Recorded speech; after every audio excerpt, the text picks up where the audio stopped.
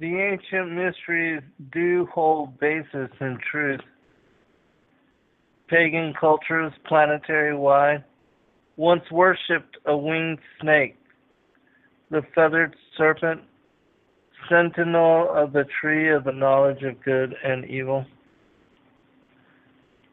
The antediluvian world exalted these mystical wyverns, revering them across nations as the feathered serpent, the flying, fiery phoenix. Foremost of these pagan deities is Lucifer, the Shining One, keeper of secrets and premier archangel, the cardinal sphinx. He is known to Christians as the Genesis 3 Nakash, master magician and chameleon enchanter, leader of the war in heaven and Ephesians 6 powers, principalities, rulers of darkness, cast out of heaven so long ago. He and his host are nothing more than mere angels in indeterminate guise. And yet, for a short time, these seraphic angels, purged from the celestial hierarchy, would establish themselves predominant over a reprobate earth, disrupting the natural cycle of humanity's resolve, parading themselves as gods. Evil intentions govern the symbiotic relationship of pagan peoples with these so-called gods, the worship of which, from instillment, was imbued with demand for virgin, victim, blood, or child sacrifice. Modern Satanism and current piety reflect similar accord. What does that say about these ancient dragons, these mythical denizens, still ruling from behind the scenes as mighty Oz? Most of humanity are still enslaved to such interpretation. The matrix, now ancient in subjection, is wrapped firmly in the talons of that great dragon, that old serpent known as Satan and the devil, he who deceiveth the entirety of the world. Welcome, friends. I'm your host, Garcia. This is FallenAngels.tv. And I thank you for joining me today for another show on this particular topic, as still I am receiving email questions about it, and from people that are trying to get clarity, that don't understand the prior times and that believe still in a young earth and don't understand the gap as far as Genesis Chapter 1 verse 1 and Genesis Chapter 1 verse 2, and how the earth became null and void, and how the following chapters speak of the recreation of it for what would become the foundation for the current age, the second world age, and the presence of modern humanity here upon the planet, as well as the because it was during this age that the fall of the Watchers also took place during the lifetime of Yared, which means descend, and it was during his lifetime that these holy angels, because they were holy angels before their fall, they left their place of habitation. They abandoned their first estate, and coming here were placed into human flesh, were transformed into human flesh, and that gave them the capacity to mate with the daughters of Cain and the result of this unholy union, this unholy matrimony, was the creation of a race of hybrid giants. And they are mentioned in Genesis 6 as the men of renown, and these particular beings, they became cannibals. They had such large appetites, and forcing humans to be servile to them when they weren't able to bring them all the food and all the goods they required to stay, to appease their voracious appetites. They then began to consume their servants. And in that way, they found that they had a taste for human flesh as well as the blood of humanity. And from that time onward, they instituted into the religions, the various pagan religions, which became indoctrinated to the worship of their fathers, the rebel angels, and the fallen watchers. Those religions embraced and established ritual which required the victim, child sacrifice, and the consummation of blood, and as well as human flesh. And so anyways, that was the reason why I opened with the poem that I did. All right, and so I'm going to begin the show with a question, and I have a couple that I'm going to explain and touch upon today in order to set the premise for what we will be speaking about. Hello, Matthew.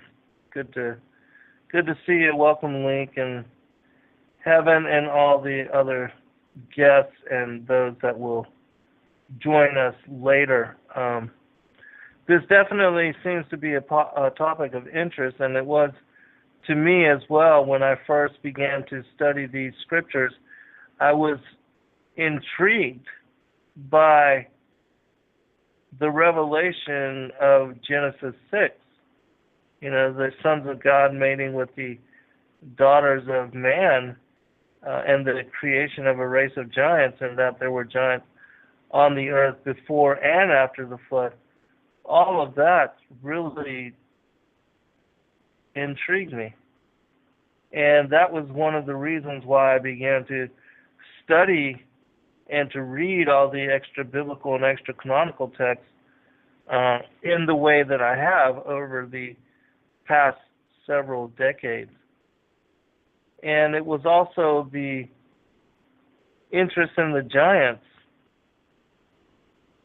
And I wanted to know more about that angle of the scriptures. And so I studied everything and found that indeed the Old Testament is full of accounts of the wars of the Hebrew peoples, the Israelites, against this demon seed. And so that propelled my study of all of these texts, and of which I've spent the last 7 years here on Blog Talk Radio since 2008, sharing many of these texts, at least the most relevant parts, so that you can benefit from my discovery of certain passages, certain scriptures, which elaborate on this mysterious aspect of the scriptures. And I would most definitely recommend, if people have not already, the study of the Book of Enoch, because it gives the most elaboration one can find in any text as to the fall of the Watchers, and what exactly they did to bring on the wrath of the Most High God that found them excluded from the possibility of being saved and granted eternal life.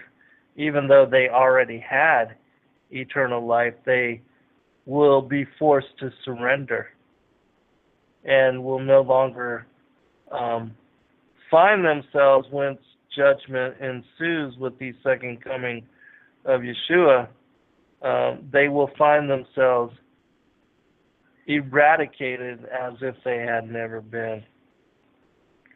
And so I'm going to share with you the question, and then we'll go into some of the scriptures that help me to understand this story more and more. Okay. Trey sent me an email just yesterday, or maybe it was today, and he says that he's heard me talk about these topics on John's show at Tribulation-Now, which also I will be a guest tomorrow evening from 9:30 to 11 on his show, and we'll be talking about some of these things in connection with my 6th book, Sons of God. And so do join us there if you can. All right, he asked, or said, I have read some pages on Skyfall and it's very eye-opening. I wanted to ask, so that I am clear about this, the seraphim was the serpent in the garden, ? The Nephilim are the fallen angels that mated with earth women, and the Rephaim, I guess I'm spelling this right, are the giants and offspring of the Nephilim. And thus, demons are the disembodied spirits of the Rephaim or giants. If you could please give me clarity and a good understanding of this, I would greatly appreciate it. And so I'm going to explain this story as well as elaborate on these terms because there's some confusion surrounding them. First, most people, when they speak about the Nephilim, they equate the Nephilim to be the giants because there's a definition of earthborn. I believe it's the Greek translation of gigantes, and some people connect the Nephilim with being the earthborn, or those that are, found here, locked here, imprisoned here to the earth. But that's not how I see it. And it's my opinion that the Nephilim are actually the 200 watchers that left their place of habitation, which it talks about this also in Jude, which we'll go there after I explain this particular story. But let me read the email that I sent back in reply. This is pretty precise, and so this will help people, and this will lay the foundation for where we're going to be going as well in this particular show. I said, you're correct on everything except for one thing. The serpent in the garden was called the Nakash, which means shining one, magician, or enchanter. If you look to Isaiah chapter 14 and Ezekiel chapter 28, you see that it was Lucifer who was in paradise with Adam and Eve prior to their fall from grace. he is referred to as a cherubim.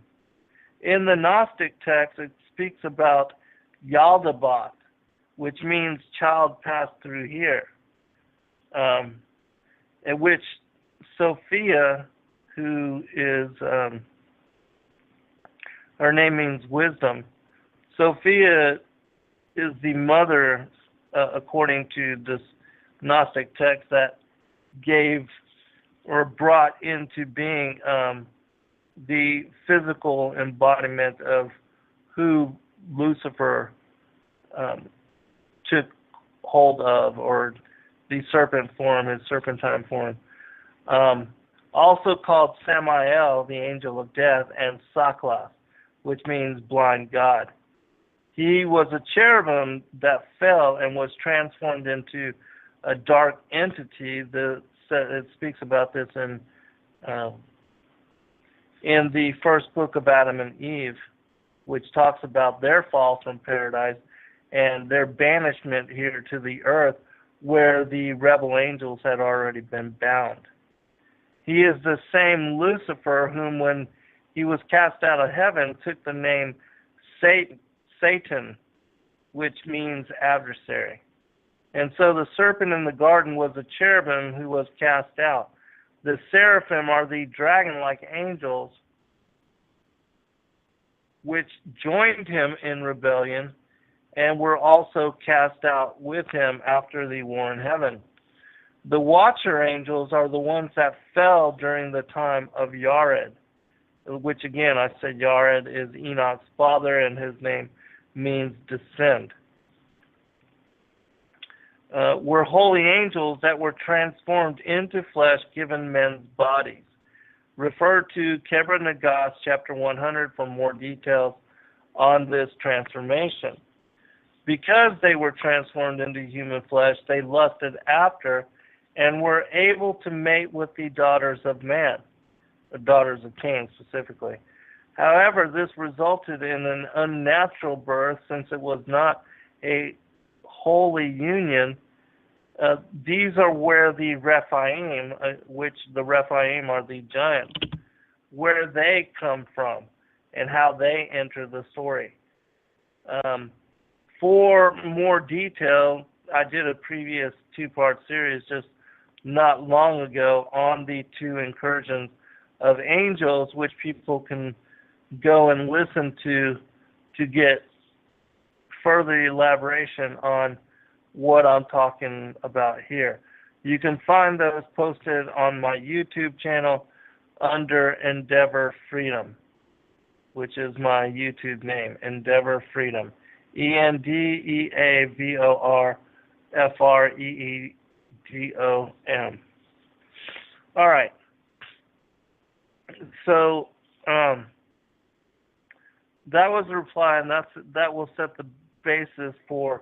I'll read just a few passages, because I told you I would give you the actual scriptures which detail this, and the ones that you may not be familiar with. And I'm not going to go to Genesis 6, because most of you are familiar with that passage. If you're not, do go there.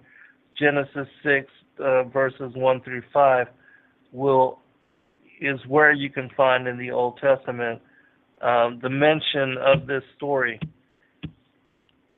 And as I said, the war in heaven and the banishment of the rebel angels, you can find more of that detail of that story in chapter 29 and 30 of the Secrets of Enoch, which is Second Enoch, the Book of the Secrets of Enoch, chapter 29 and 30. It makes mention of the rebel angels being cast out of the heavens on the second day. And so look there, because that story is connected to the gap between Genesis 1:1 and Genesis 1:2. And the judgment against the rebel angels is what led to the earth becoming null and void, and then the next parts being the recreation of the earth for preparation for the creation of modern humanity and the fall of Adam and Eve, and then their later placement after they were banished from paradise, their placement here upon the earth. All right. So let's look to Jude Chapter 1 first. Because that's one of the places in the New Testament where Jude speaks about this particular story, and he links this story to he references Enoch Chapter 2 verse 1, which when we get there, I'll mention it.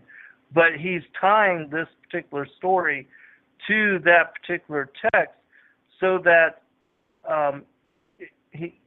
those of you that are interested in learning more will go there to get greater detail.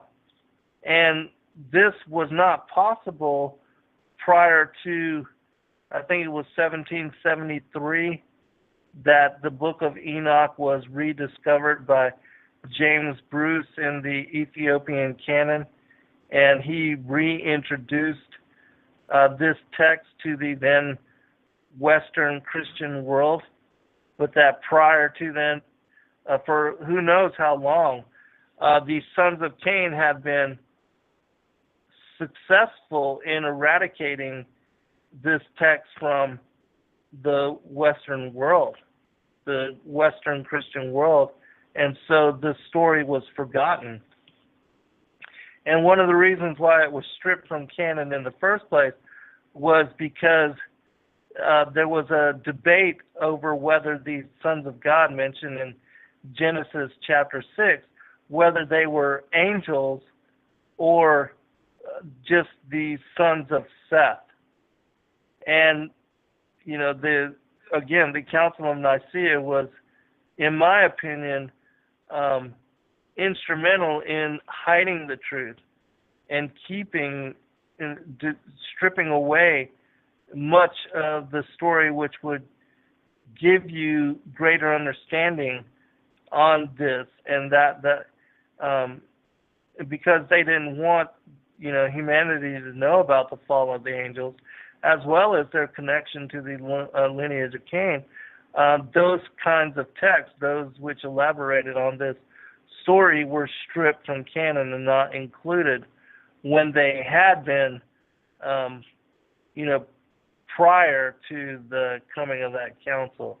Like in Ethiopia, the canon which found its way to Ethiopia with the Queen of Sheba, and then later with, I believe her son's name was Malach, when he went to go visit his father, King Solomon, and then the ark went with them, the Most High, because Solomon became involved with pagan women and began to worship the fallen angels.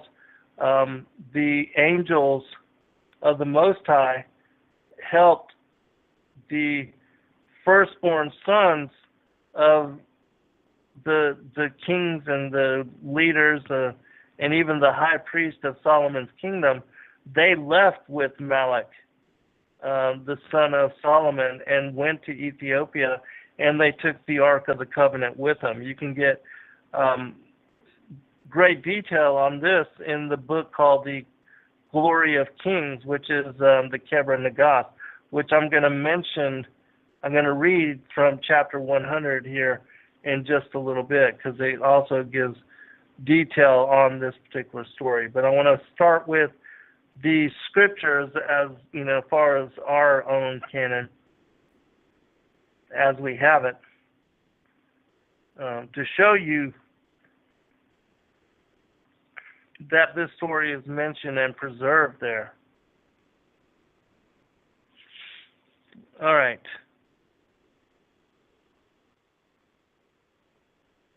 Okay, I'm going to go ahead and just skip down to verse number 5. He says, Jude says, I will therefore put you in remembrance, though you once knew, how that the Lord, having saved the people out of the land of Egypt, afterward destroyed them that believed not. And the angels which kept not their first estate, but left their own habitation, he hath reserved in everlasting chains under darkness unto the judgment of the great day. Even as Sodom and Gomorrah and the cities about them in like manner, giving themselves over to fornication and going after strange flesh, are set forth for an example, suffering the vengeance of eternal fire. Likewise also these filthy dreamers defile the flesh, despise dominion, and speak evil of dignities. And yet Michael the archangel, when contending with the devil, he disputed about the body of Moses, durst not bring against him a railing accusation, but said, The Lord rebuke thee.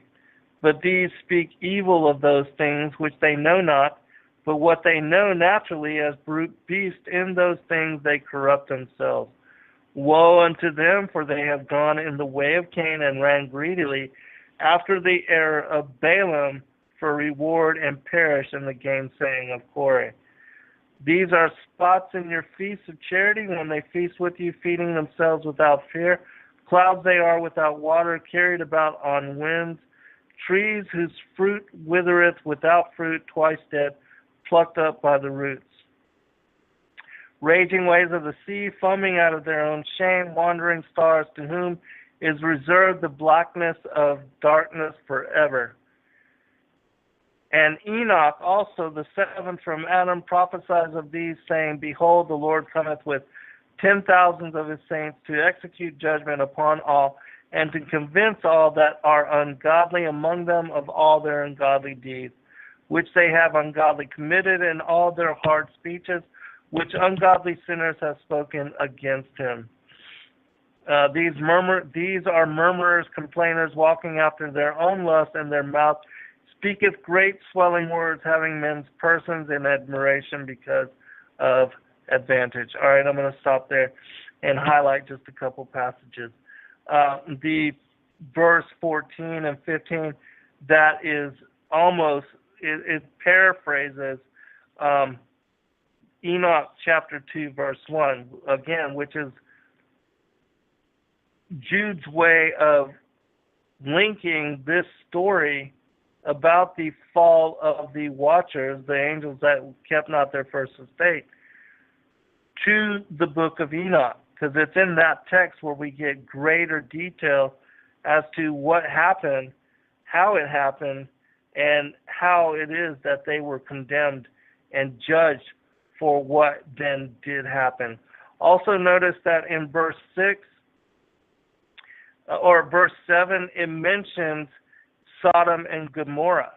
And remember in the series that I did on the writings of Abraham, where it talked about how the inhabitants of Sodom and Gomorrah, how they raped those that visit their cities, that they would take them and bring them before all the people of the city and allow whoever wanted to come and have sex with them against their will, and that they were tied down against their will so that these rapes could take place against them, and how they would not feed the visitors to their city, and they would allow them to starve to death, as well as they would steal their goods. And the giants, that were they were the inhabitants. There were many giants that lived among the cities of Sodom and Gomorrah, and they were bisexual in nature. They did not have any problem at all in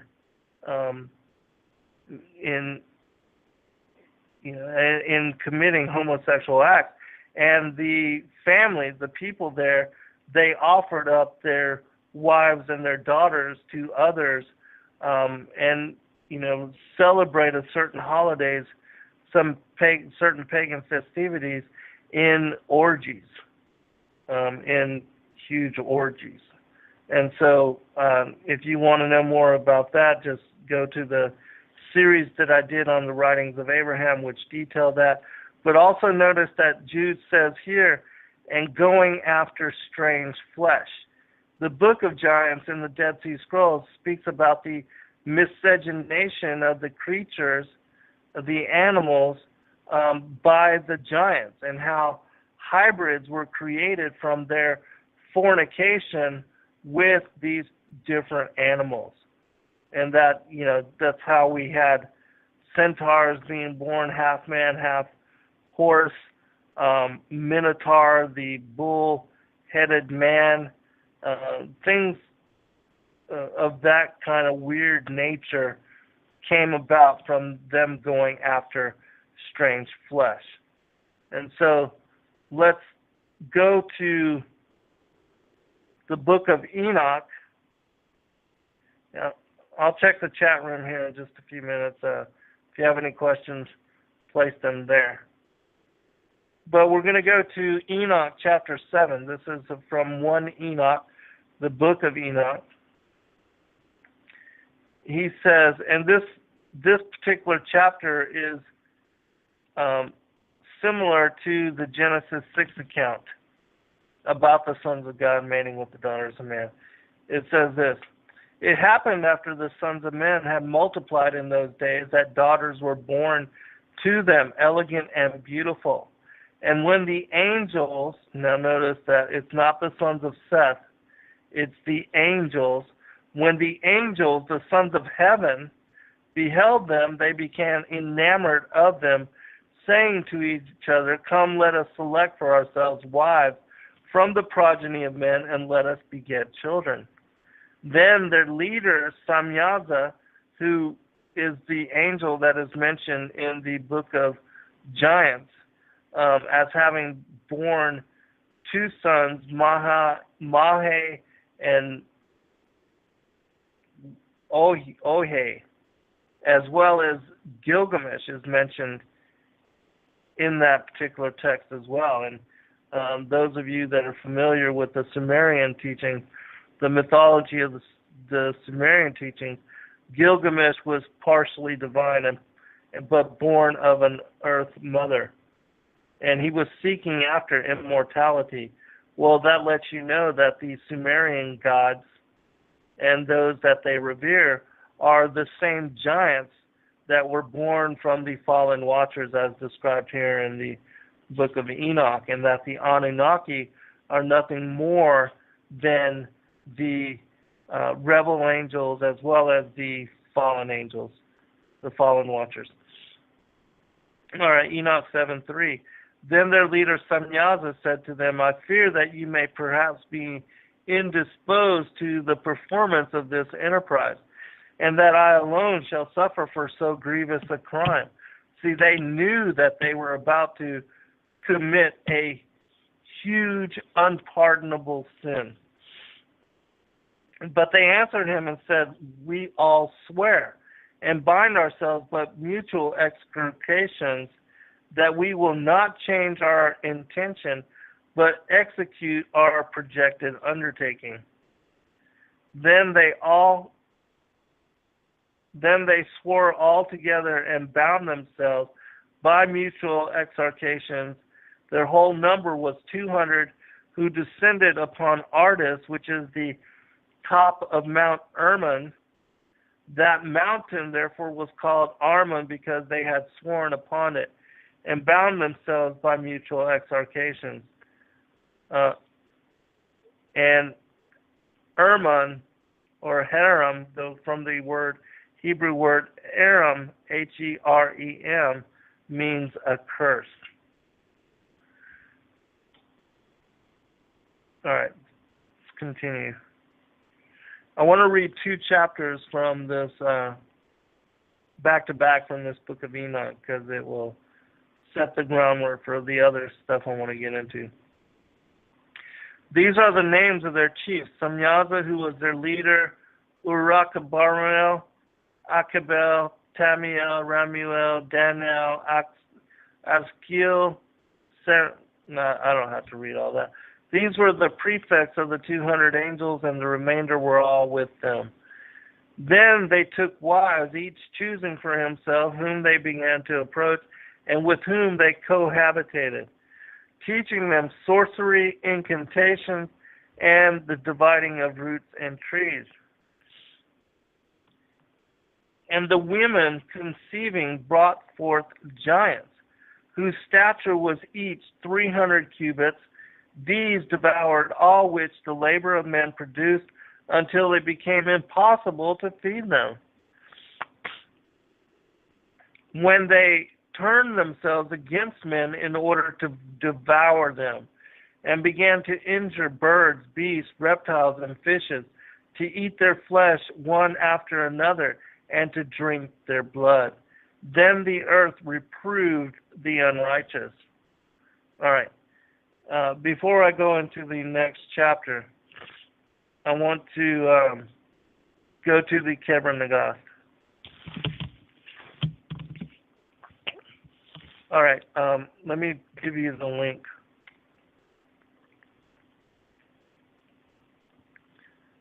For those that might want to follow along or read more detail of this particular story, you can go there. Hello, Ran. Good to see you, sister. And I'll get to the comments in the chat room here after I read this particular portion of the text. I'm not going to read the whole thing, but if you read the whole thing, it tells you the story of how the holy watchers were jealous of Yeshua, his love of Adam, and how Adam had been created in the image of Christ, and how the holy angels, the watchers, how they were servants to Christ, and how they challenged him to place them into flesh, because they talked about, they were basically tattletales, and they told on Adam, his eating fruit from the tree of the knowledge of good and evil, basically him and Eve, they're wanting to be as gods themselves, and Eve's beguilement in that she had sex with Lucifer, and then Adam repeated the act with his wife, and that's where Cain and Abel consequentially were born from both the conception of Satan and Eve, and then Adam and Eve. And that's why Cain and Abel were from different fathers and the firstborn of the different bloodlines. All right. And so anyways, you can read about how they were put into human flesh, but I'll pick up the story right there. It says, and straightway they were given unto them with his word flesh and blood and a heart of the children of men. And they were content to leave the height of heaven, and they came down to earth to the folly of the dancing of the children of Cain with all their work of the artisan, which they had made in the folly of their fornication, and to their singings which they accompanied with the tambourine and the flutes and the pipes and much shouting and loud cries of joy and noisy songs. And their daughters were there, and they enjoyed the orgies without shame, for they scented themselves for the men who pleased them, and they lost the balance in their minds. And the men did not restrain themselves for a moment, but they took to wife from among the women those whom they had chosen, and committed sin with them. For God hath no resting place in the hearts of the arrogant and those who revile, but he abideth in the hearts of the humble and those who are sincere. All right, continuing with this story. And then straightway God was wroth with them, and he bound them in the terror of Sheol until the day of redemption, as the apostle said. He treated his angels with severity. He spared them not, but made them to dwell in a state of judgment, and they were fettered until the great day. The word of God conquered, and again, that's Christ, the word of God, who hath fashioned Adam. Remember, we were made in his image, so it was Christ, Yeshua, that made Adam in his likeness or form, and those who had reviled and made a laughingstock of Adam were conquered. That's the watchers. And the daughters of Cain, with whom the angels had accompanied, conceived, but they were unable to bring forth their children, and they died. And of the children who were in their wombs, some died and some came forth, having split open the bellies of their mothers. They came forth by their navels. And when they were grown up and reached man's estate, they became giants whose height reached unto the clouds. And so there you see, greater detail, the story of how the watchers were put into flesh bodies, into male form, and how they were attracted to the daughters of Cain, took them for wives, and then conceiving with them, because they were both spirit and flesh, they did not have normal human children, but gave birth to giants. And these giants did not just, they weren't born naturally, but they came up through the bellies of their mothers. They split their navels and then, basically ripped their mothers in half as they came forth from their bodies. All right. Keep this story in mind. All right, let me just go ahead and check the chat room.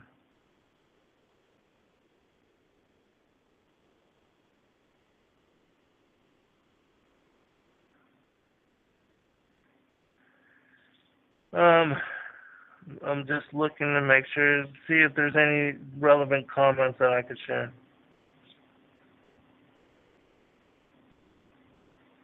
All right, just some comments about the particular test.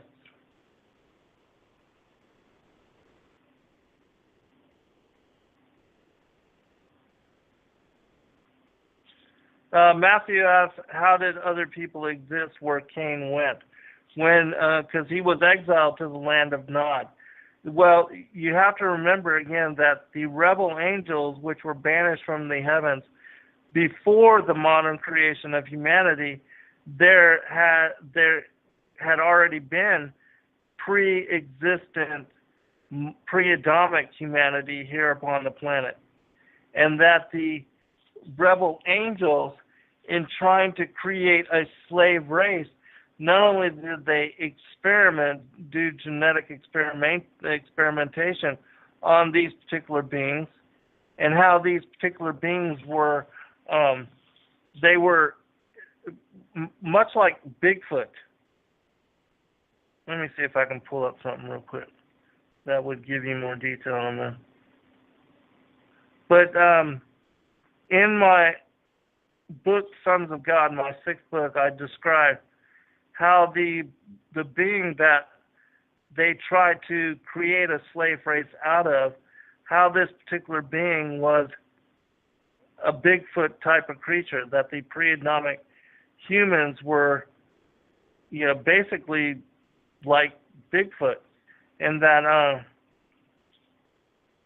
it was these beings that they began to work with and to try to shape, and that turned, and they were successful to a certain degree in creating what would look like a modern, almost like a modern human, not like Adam, because Adam was, created in the image of Yeshua, but they had succeeded somewhat in creating a being that was similar to a human form, that took on the image of them, of the Anunnaki. All right. Well, anyways, I can't find the text, so if you want to know more about that, just go to Sons of God, because I elaborate in great detail on that story, which brings me to another question that somebody had asked me, and let me see if I can answer this in a quick fashion. She says, I wanted to ask a few questions. This is Lachelle, and I actually have to apologize to her because I forgot about her questions for a while, and so I'm just now getting to them. Wanted to ask a few questions to you by way of email. However, I was unable to find your email address. In Genesis, when Yahweh created man in his own image, my understanding is that we were not made of flesh, dirt. I've heard when Adam and Eve were deceived in the garden, Lucifer created forms in the image of man and woman. Adam and Eve, which he could see their images in water from heaven. You won't know what she's talking about here, but I explain all of this in great detail in my book, Sons of God, as well. The bodies had no spirits. When Adam and Eve fell from grace, their spirit cells were placed in the form of the bodies that Lucifer had made. So my question here is, there's an ingredient missing somewhere along the lines here. How did Adam and Eve go from spirit to bodies? Who created the dirt bodies? Next question, how can man as entity have telepathic abilities when I was told that only Yahweh can read your mind? All right, I talk about this story, and this is based on the Gnostic account. In the Gnostic account, it talks about how Yaldabaoth, who again is the Satan, the fallen cherub, how in order to compel Yeshua, because they saw the fallen angels that were here living on the earth, they saw an image, the story says, of the heavenly man. Other stories talk about that they saw a reflection of Sophia in the waters, which would make a heavenly woman. Anyways, they talked amongst themselves the best way that they could lure the heavenly man or the heavenly woman down to the earth and have them live here upon the earth with them, so that they can then rape, to basically take over, possess these forms, and to use them in whatever way they wanted to, sexually and other ways. And so the story speaks about that Yeshua sent his angel to Yaldabaoth and to the other rebel angels and instructed them in how to create what was called a mud form. In the text, it speaks about this mud form and how this mud form was going to serve as the physical container for what would be the spirit. Because Lucifer they can't create life. Only Yeshua, the Father, only they can create life and animate an inorganic object, give it life, or to place life within it. Just like in the story in Genesis, it speaks about how our bodies were made from the dust, and that the spirit of life was blown into that flesh form. Well, in the Gnostic story, it talks about the bodies that the dust form, our dust bodies, came about as an agreement between both the holy angels as well as the fallen angels. that the fallen angels were instructed how to create this flesh body, and that there were, I think, over 360 angels. It mentions this in Gnostic texts, of all these different angels that worked on the creation of the body, the model form, which would contain our spirits, and that this form stayed motionless upon the earth for 40 days. Talks about this in 40 days. And then after the fall of Adam and Eve, when they were wanting to be as gods themselves, they fell from grace. They lost their immortal bright nature. On the sixth day, they were cast out of the heavens. And then on the eighth day, they were recreated, or they were married. Their spirits were entered into these flesh forms, these modeled forms. And then, according to the story in the Gnostic text, Adam when he came to awareness, he found that he was in a fallen state, and that he was living among these devils, among these demons.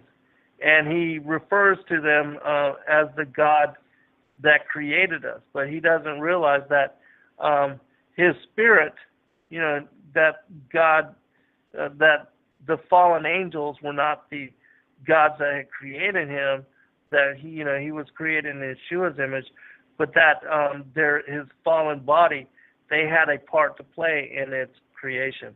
And so he found himself being surrounded by these devils and demons. And then Sophia sent her daughter named Zoe, which means life, sent Zoe to him to instruct him on where he had fallen from. And then when the rebel angels tried to ensnare her and to rape her form, they succeeded in raping her form, but she left the body to them to do as they wished. And then after they raped this particular model form, then Eve was married to it, and in her spirit entered into this modeled form. And then after that, she conceived Cain. And because it was here upon the earth that she was, basically beguiled, raped, and impregnated. And it was here on the earth that Cain and Abel would be born.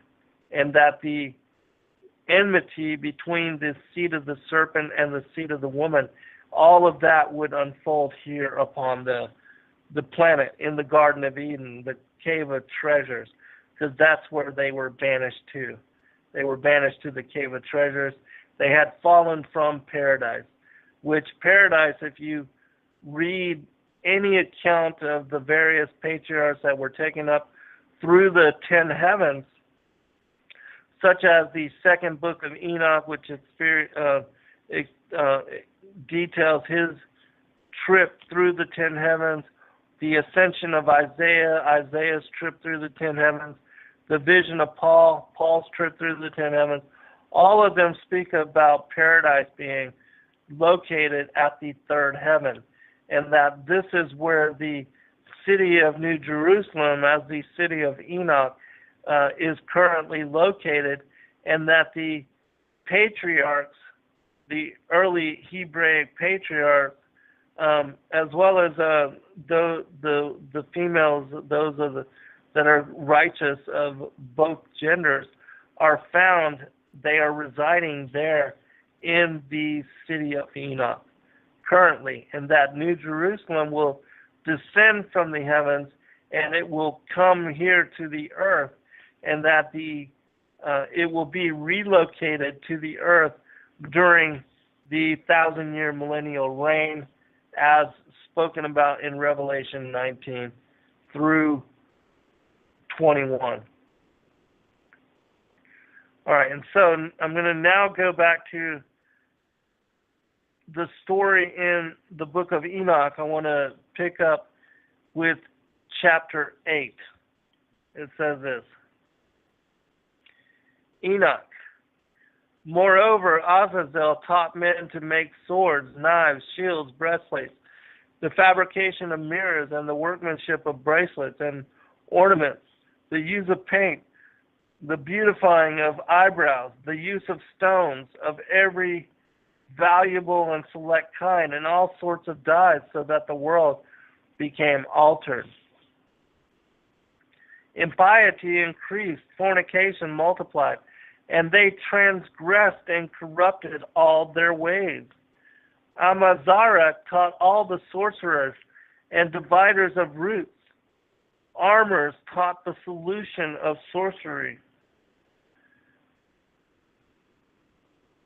Barachel taught the observers of the stars. Achabel taught signs. Tamiel taught astronomy.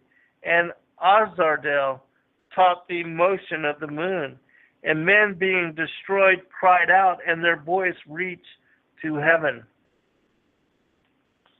Now, this is where, prior to the flood of Noah's day, the Most High told Enoch, as well as Noah and those Lamech and Mahalalel, the patriarchs before Noah. Lamech was his father, and Mahalalel his grandfather.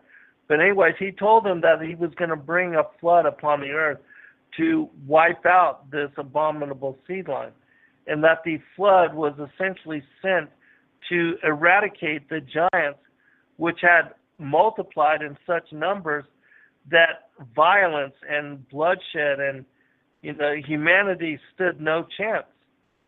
And they were eating, cannibalizing humanity as well. And so, as it says in Matthew 24, if the days were not shortened, there should be no flesh left, because the giants would have consumed all of them and then consumed themselves, because they were already warring against each other as well.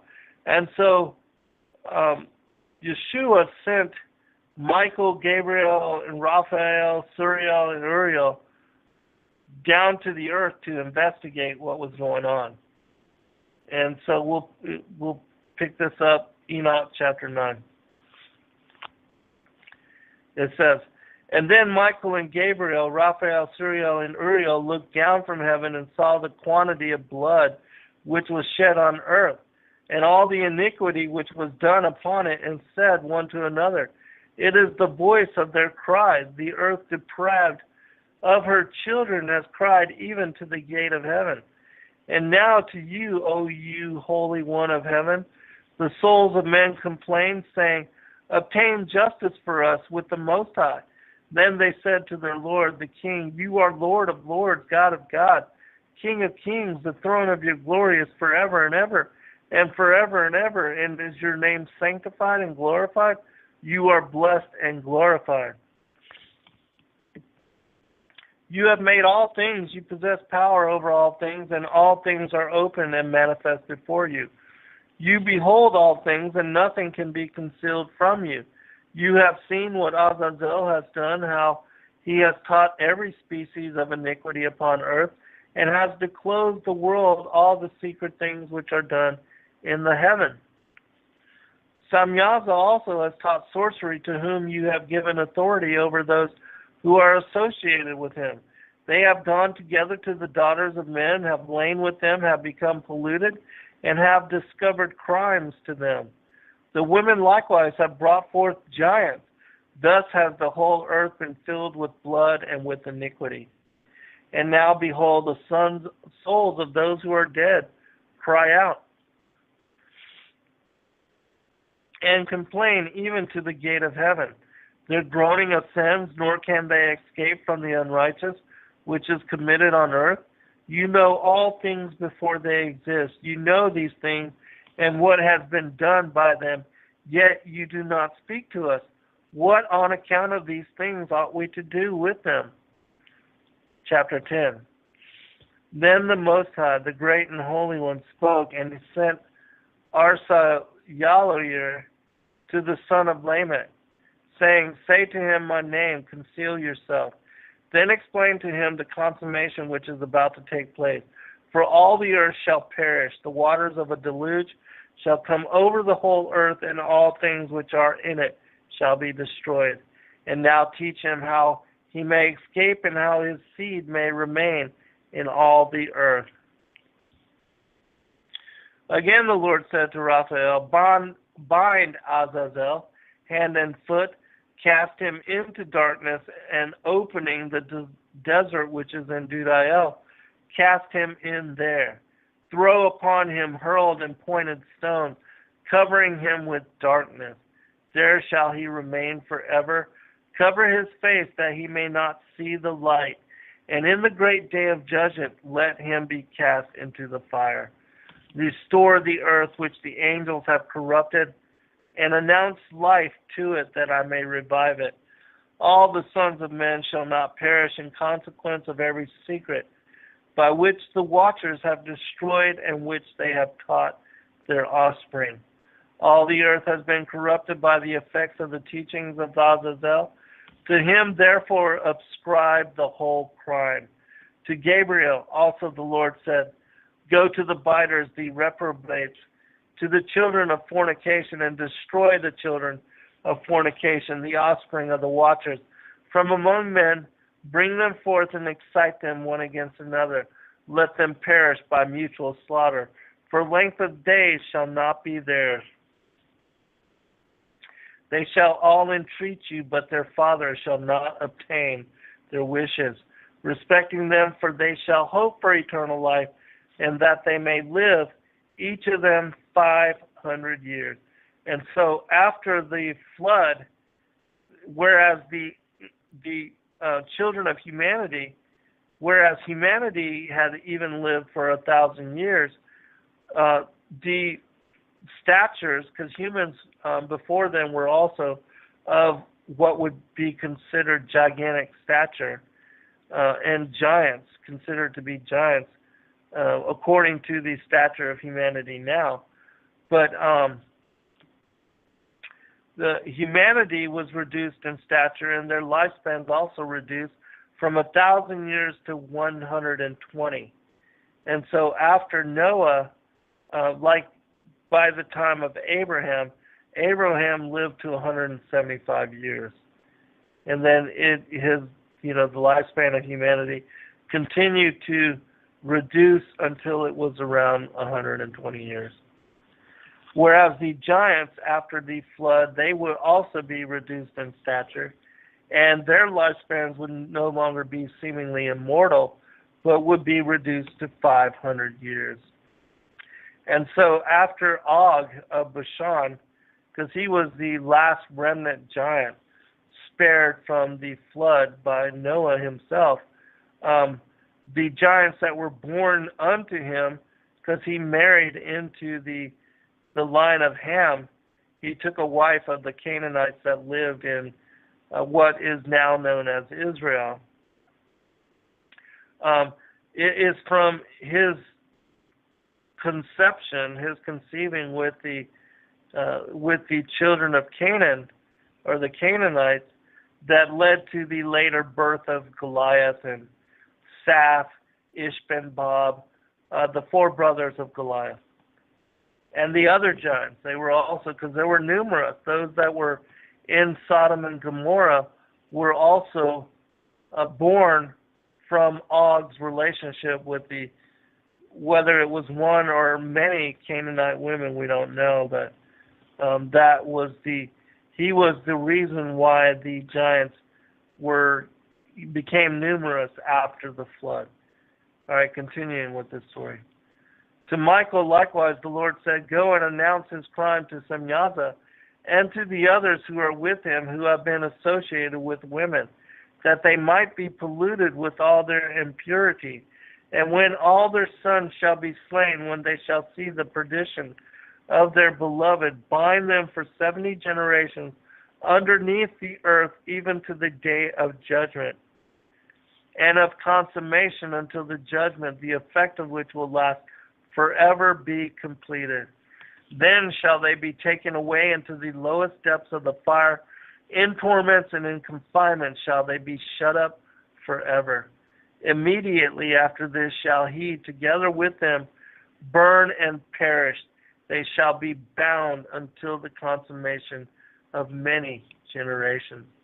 Destroy all the souls addicted to dalliance, and the offspring of the watchers, for they have tyrannized over mankind. Let every oppressor perish from the face of the earth. Let every evil work be destroyed. The plant of righteousness and of rectitude appear, and its produce become a blessing. Righteousness and rectitude shall be forever planted with delight. And then shall all the saints give thanks and live until they have begotten 1,000 children, while the whole period of their youth and their Sabbath shall be completed in peace. In those days all the earth shall be cultivated in righteousness. It shall be wholly planted with trees and filled with benediction. Every tree of delight shall be planted in it. In it shall vines be planted, and the vine which shall be planted in it shall yield fruit to satiety. Every seed which shall be sown in it shall produce for 1 measure of 1,000, and 1 measure of olive shall produce 10 presses of oil. All right, I'm going to stop there. But you can see how it talks about, the millennial reign as well.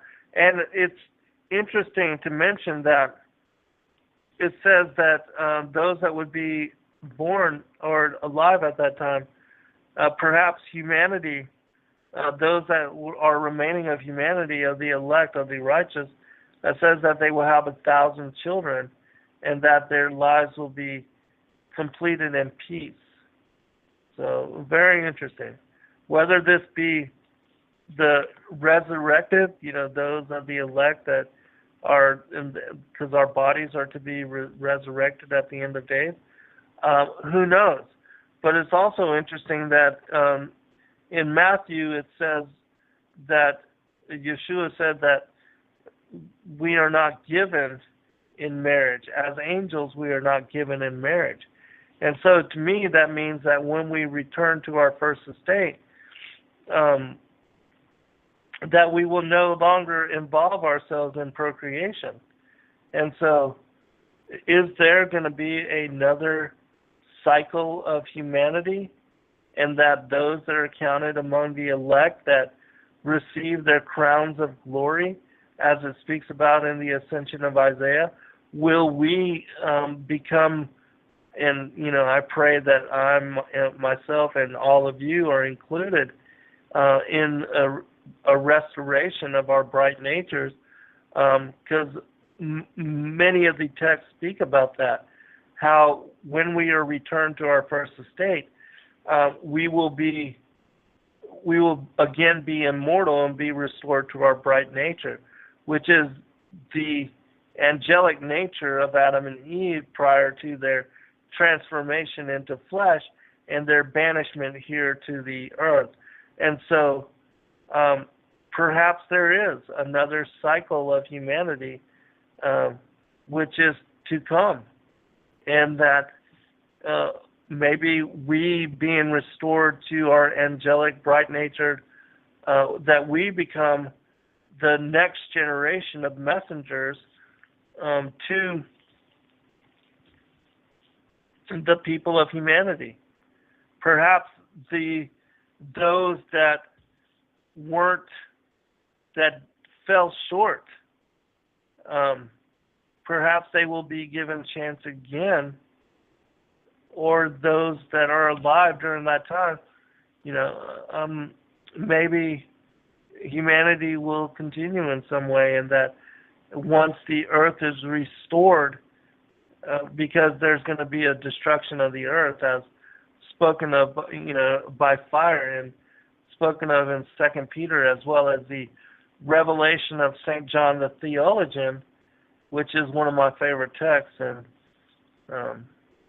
gives great detail on the end of days, and it elaborates without having to, for those that want to read it, it speaks about the occurrences and the events of Revelation without placing them in parable form. So you don't have to understand the scriptures and the secrets contained therein to make sense of what's going to happen at the end of days. It just lays it out.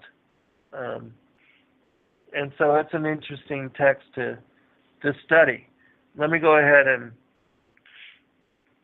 place that for you in the chat room so you can have the link. I love this text so much that, as I stated before, I include it in the very end of my 4th book, Lucifer, Father of Cain. And I do recommend people read it for themselves. It gives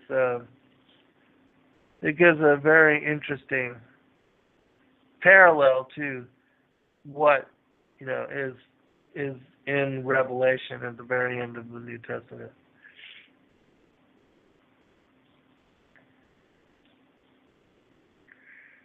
All right.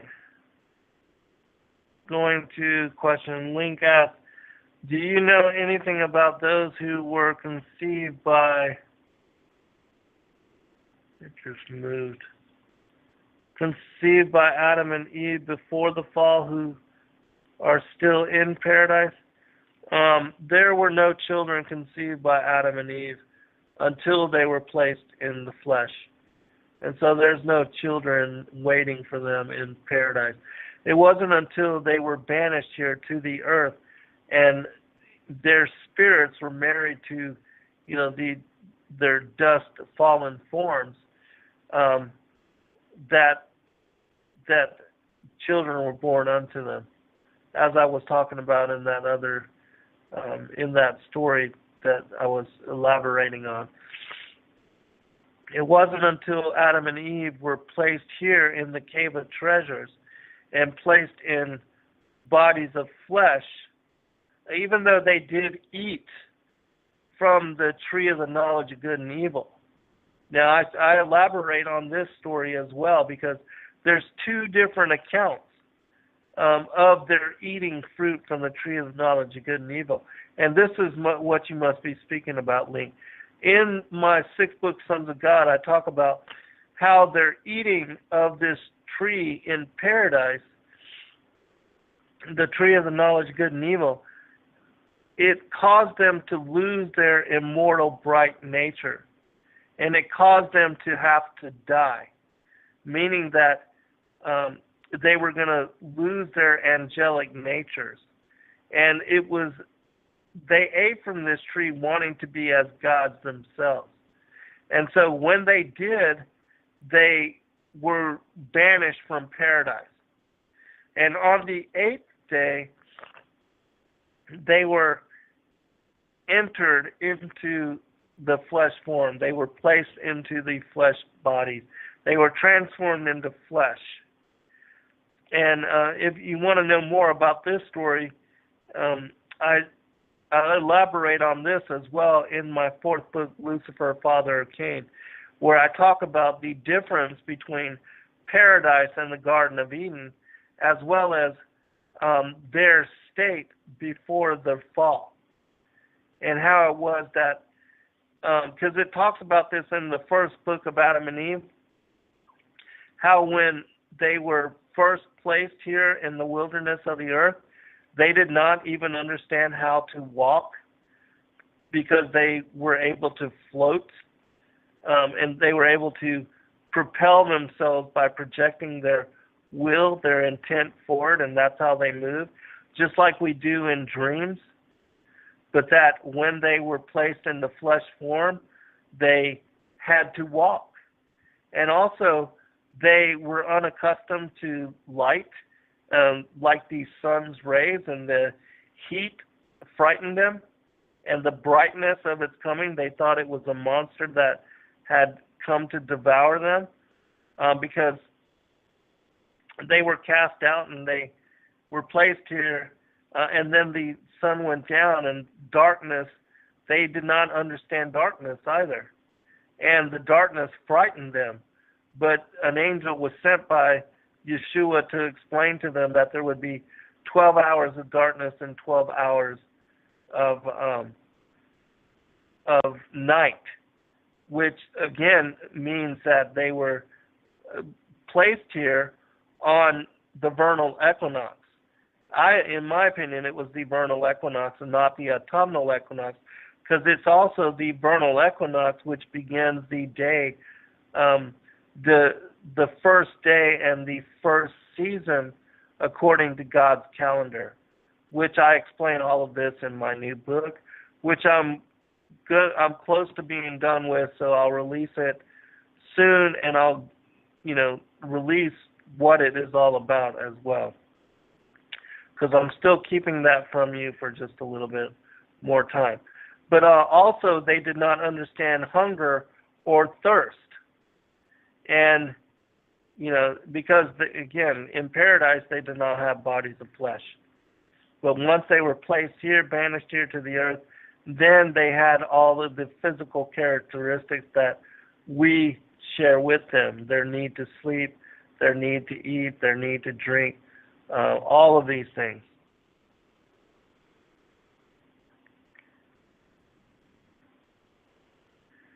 All right. And so I hope that helps you as well. Also know that it's in September that the Sukkot, the Festival of Weeks, takes place, and the Day of Atonement, as well as the Feast of Tabernacles. All of these are coming up. And so people might, just want to acknowledge the Most High on those particular days. Also, I'm going to be, every time I do a show here on Saturday, I'm going to announce where we are as far as God's calendar, and when the Sabbath is, as well as when the new moon day is, so that people can know when the Sabbath really is, and then honor it in that way as well. And so I will do that. Also know that if you're looking up the phases of the moon, that you have to realize that the new moon day, which begins and is the first day and first Sabbath on God's calendar, that what science calls the new moon day is actually lunar conjunction on God's calendar. And so you have to be aware of this. Let me see. I'll tell you where we are in just a minute.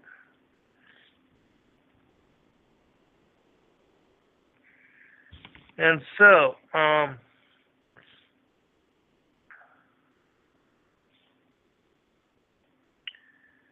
the full moon is the 2nd of July.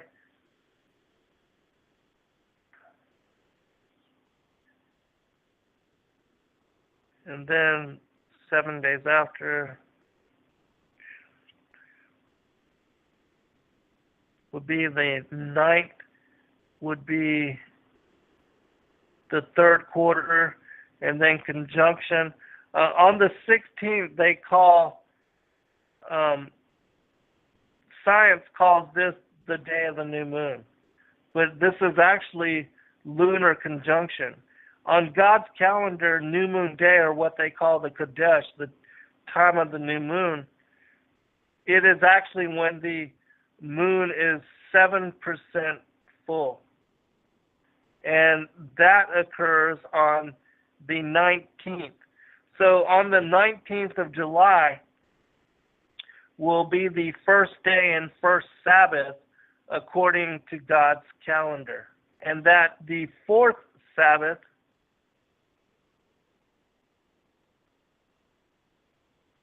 will occur on the 12th. And so, hold on. Actually, strangely enough, the Sabbaths are in this month on the, hold on, let me verify this before I say. The full moon here is on the second. Ninth conjunction would be on the 16th.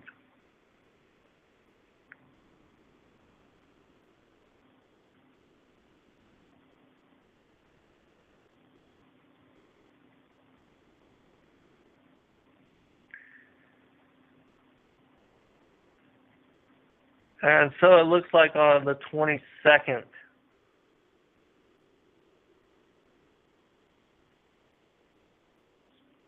Oh no. Anyways, let me determine this precisely before I announce, but it looks like that the Sabbaths are on Thursday this month, if I'm correct. And so anyways, I do appreciate all of you. I hope that this show helped in helping you to understand the two incursions and how all of that unfolded. Again, as I said, and this is really important to understand, that the new moon, as what science calls the new moon, is actually the lunar conjunction, and that the lunar conjunction is the last day, as well as the last Sabbaths on those days which have 29 days. But, because the synodic month, the 4 phases of the moon, average 29.53 days, God's calendar alternates between 29 and 30 days every other month. And so on the months where the lunar calendar only has 29 days, the 29th day would be the 5th Sabbath. There's always 5 Sabbaths to every month on God's calendar. And then the following day, the new moon day, is also a Sabbath. But on the days where there's 30 days, the lunar conjunction would be the 29th. There would be one day in between, and then the first would be, again, the Kodesh, or the new moon, and that would be the first Sabbath, and then there would be 6 work days, and then on the first quarter moon, near the first quarter moon, would be the second Sabbath. And then there's 6 more days in the third Sabbath, 6 more days in the fourth Sabbath, 6 more days in the fifth Sabbath, and then again, usually the alternating months, the 29th day, if that's the fifth Sabbath, then the next day. All right, and so, anyways, my next book details all of this in great detail and helps you to understand all of what I'm talking about, and it will help you to know when the Sabbaths actually fall, when they occur, so that you can keep up with honoring the 4th commandment, as well as, not following the Gregorian solar calendar. It has links to idolatry and taking other gods before us. And so, God bless all of you. I'll be doing a show again this coming up Wednesday, Cairo. God bless all. May you be blessed, and may the Most High watch over you, keep you all safe, keep you all blessed. Hello, Watcher Ruth and Opal and Jackson and Heaven and Sunway and all the other guests, Cairo, and link, Olive Tree. I appreciate all of you, and I hope that the show blessed you. And in Yeshua and Yahuwah's name. All right, 10 seconds. So we'll see you Wednesday. It should be a good show. Good night, all. God bless.